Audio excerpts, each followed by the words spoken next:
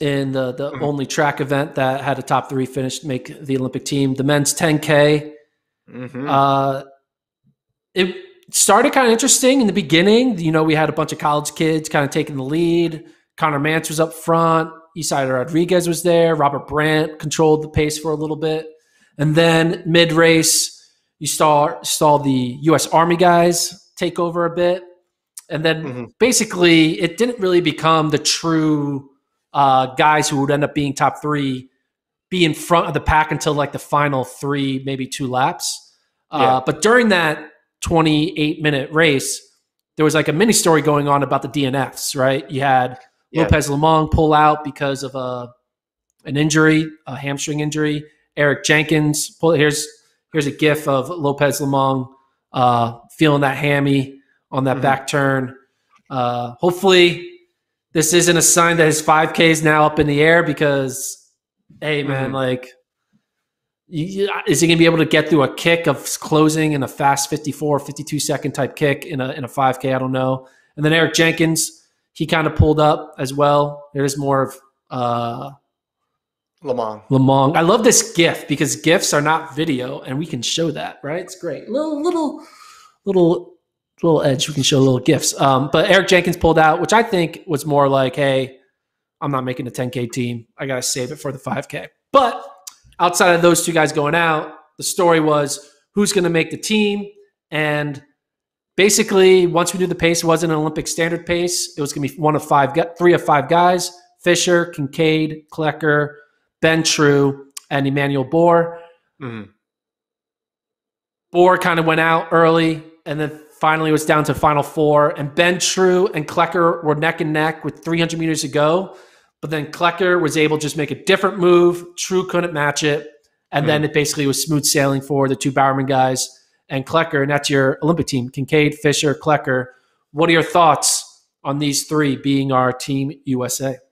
Yeah, I mean, Kincaid obviously super impressive. And ever since he ran that sub 13 in the forest in Portland, you had to think he had a shot at running at this stage, performing like this. But it's a whole different ball game to do it in championship races. And in 2019 USA's, he was obviously in the mix and running really well, but he didn't have the standard, and that was kind of a quirky race there. And they were playing games with Chalimo, and it wasn't as high stakes as what this was. And this was a clutch performance by those guys. I mean, by Kincaid and Fisher. And Klecker, just, it seemed like he was able to latch on, and True didn't. And once that initial move was made, there was no response. And Kincaid closing in 53.5 obviously is a terrific sign. But yeah, I think a lot of the drama went out once it got, like, you knew it was only between 5 people based on the standard, and you cross-referenced your world rankings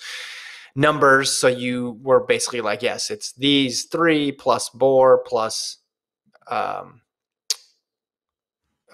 True, and that's it, right? It's a 5-person race, and that's it. I mean, Galen Rupp was in the race, which made it kind of interesting. NBC was really hammering the Galen Rupp angle. I mean, 27:59. I mean, he closed in 59. He was there at the bell, and then that's the difference between Galen Rupp, the marathoner, and Galen Rupp, the 10K runner. He closes in 59, and Kincaid closes in 53. That's it, right? That's the difference. Big difference right there.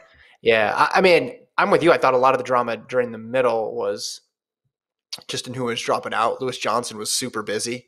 Like, he was catching up with everybody who dropped out. I wonder if he's going to keep that pace throughout the entire meet. Like, is he going to interview every DNF in the distance race? Yeah. Well, then NBC debuts like the dropout cam. They're like following the guys through the tunnel and underneath the stadium. It was a good look at seeing the new Hayward Field and how everything was configured. But yeah, great race. You know, True, I talked about it in the preview show. You know, he's made teams before, but he's also been so close so many times and has had so many near misses that you feel for him, because he always is in the mix.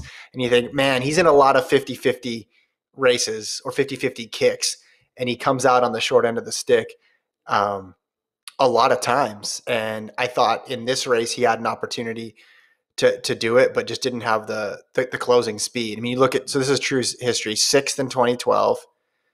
He was 4th twice in 2013, made the team in 15. He was 5th in 2016, 4th in 2017. He was 7th in 2019, but made the team though, right, because of injuries and scratches and things like that. So, yeah, so 6th in the trials in 12, 5th in 16, and then now 4th. But sure, he'd trade all of those just for one. Yeah. He's got a lot of heart, man, to keep chasing that dream after losing your sponsor.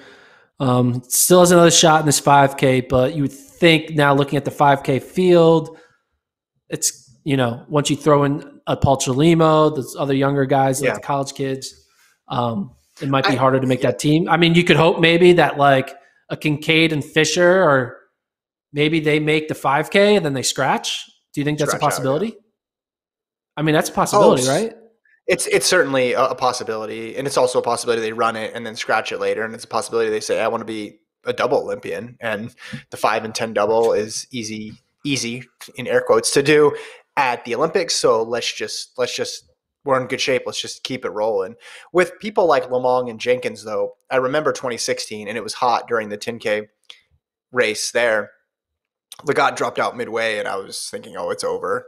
And then he came back later and won the 5K. And I remember Hassan Mead was like, he took his glasses off and like spiked him on the middle of the track midway through just because he was having there was a lot of DNFs there. And some people bounced back and some people didn't. So it's impossible to know. But the fact that Lamong was an injury and it wasn't just the heat got to me or I just didn't have it, I think that's obviously concerning. And in Lewis Johnson's report, they mentioned a specific right hamstring problem. So that's worrisome for him. Yeah. He's got a few days to get it together. But yeah, Kincaid, Fisher, and Klecker. So, I mean, guys who had the standard, proven guys, made the team. I don't think it can't be that big of a shock. I am shocked that Fisher lost to Kincaid. Fisher has been kind of the best guy at Bowerman for the past year and a half. And Kincaid's like an interesting story, man. He, coming out of Portland, he was kind of like a low-key, sneaky guy that maybe would have a breakout NCAA performance, but then he got tripped up in an NCAA final. And so he never really had that like marquee run in college. And so he kind of was like a low-key, like low risk, high reward type signing that Bowerman did after he graduated. And he was dealing with injuries. He had a breakout indoor 5K, but nothing was really shown yet in a meaningful race that was like, hey, you can be an Olympian or a consistent world qualifier. And then his breakout season was a season where he just didn't have the standard in anything in 2019. And now he was able to have a whole year to get the standard, and now he was ready. And he's basically doing what he did in 2019, but this time with a resume. And now he gets to represent Team USA as a result. He's had a wild career from unknown at Portland, dealing with injuries, not making teams because of no standard, to now winning the Olympic trials 10K over, I would argue, the heavy favorite, which I thought was Grant Fisher. Let's move over to the women's 5,000 meter prelims. The second heat was all chalk, and they didn't eliminate that many people at all.